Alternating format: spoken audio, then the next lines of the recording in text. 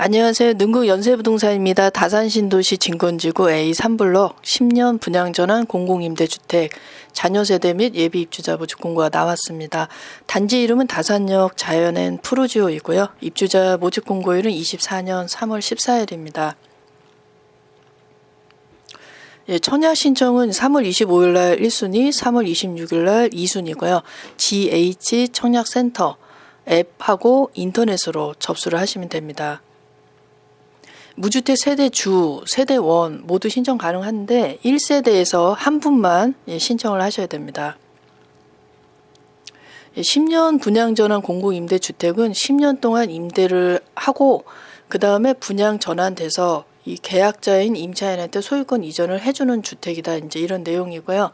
나중에 이제 분양 전환될 때 분양 가격이라고 그러겠죠. 그래서 분양 여기서는 보통 아파트는 이제 분양가라고 그러는데 여기서는 이제 임대로 있다가 분양으로 전환하기 때문에 이제 분양 전환 가격이라고 표현을 합니다. 그래서 이 분양가는 두 군데 감정평가에서 산술 평균해서 분양 전환을 해준다 이렇게 내용이 되어 있는데 여기서 이제 일방적으로 공사가 정한 금액으로 임차인이 받는 게 아니고 일반 아파트는 이제 분양가가 정해져 있어서 그대로 계약자가 계약을 하는 건데 이 분양 전환되는 가격을 갖고서 나중에 공사하고 입주민들하고 이제 협의를 합니다. 그래서 협의를 하고 그다음에 뭐 협의가 잘 안 될 때는 이제 또 소송도 하고 이제 그런 절차를 거쳐서 하는데 뭐 이 임대 아파트로 어쨌든 전환이 돼서 기본적인 차액은 있는 아파트다 이렇게 이해를 하시면 되겠습니다.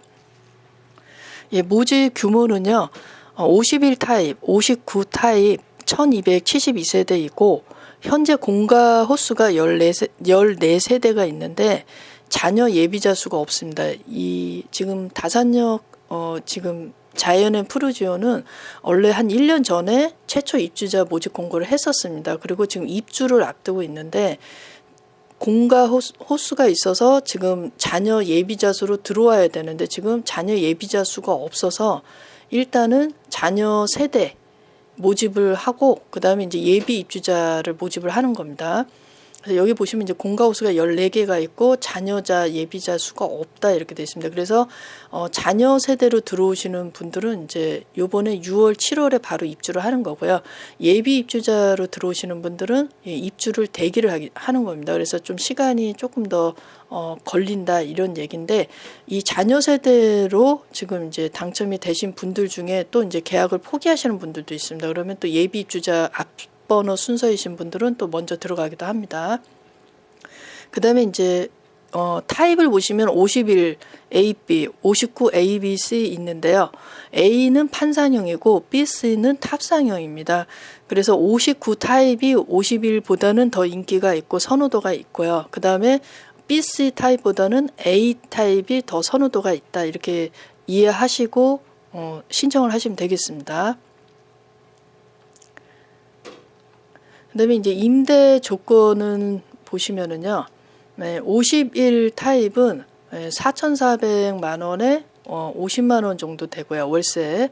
그다음에 이제 59 타입은 5,500만 원에 57만 원 정도 됩니다. 이게 이제 스탠다드고 보증금은 이제 전환이 됩니다. 그래서 보증금을 플러스도 전환이 되고 마이너스도 전환이 되는데 보증금을 6% 전환율 그다음에 월 임대료는 3.5%를 적용을 합니다. 그래서 51 타입 같은 경우는 보증금을 증액을 하면 8,700만 원에 월세가 28만 원. 그다음에 59 타입은 1억 500만 원에 33만 원. 그다음에 이제 감액을 하면 51 타입은 1,700만 원에 58만 원. 그다음에 59 타입은 2천만 원에 68만 원 이렇게 돼 있고요. 이제 뭐 이 보증금조차 4천만 원, 뭐 5천만 원 이 보증금조차도 나는 좀 형편이 좀 안 닿는다 이런 분도 있을 수가 있습니다. 근데 이게 한 80%는 신용에 문제가 없으면은 은행에서 대출이 됩니다. 보증금이. 그래서 연세가 많으신 분도 되고요. 주부도 됩니다. 근데 이제 본인의 신용에는 문제가 없어야 돼요. 이 대출이다 보니까. 그래서 공사로 바로 들어가기 때문에 은행에서도 대출이 80%까지는 원활히 나옵니다. 그래서 보증금이 없어도 뭐 그 부분 때문에 포기하지 마시고요. 만약에 해당이 되시면 하시면 좋을 것 같습니다. 그다음에 이제 나중에 분양 전환되는 가격 때문에 이제 항상 그 부분이 이제 굉장히 첨예한 부분이 됩니다. 나중에.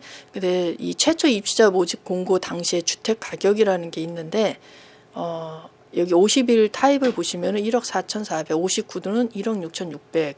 택지비하고 이제 건축비를 합산한 금액입니다.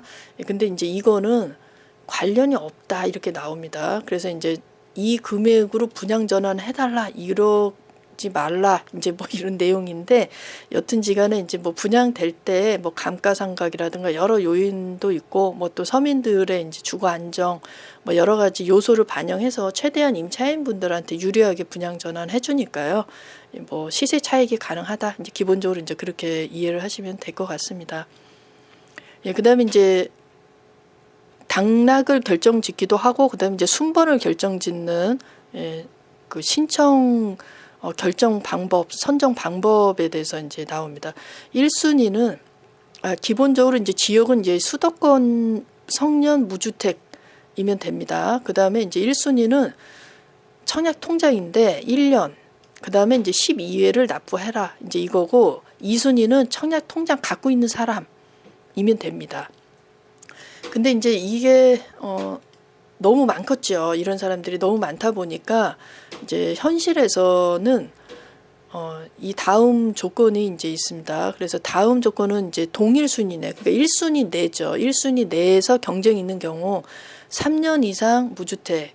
그다음에 청약 저축 총액이 많은 사람.